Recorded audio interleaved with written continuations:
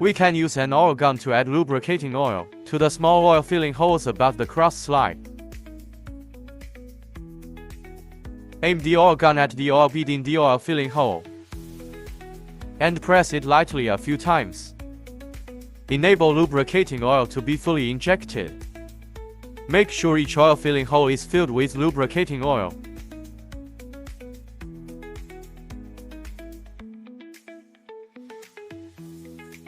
Similarly, when lubricating the tailstock, use an oil gun to fill the oil from the small oil filling hole above the tailstock.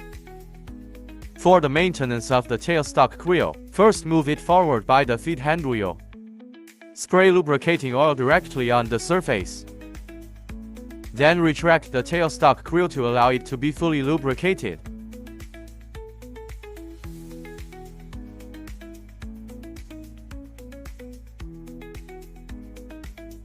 Don't forget to lubricate the lead screw under the tailstock.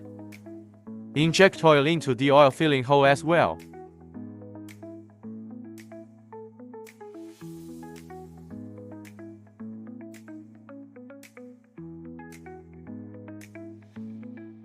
First, wipe the surface of the guide rails on both sides clean.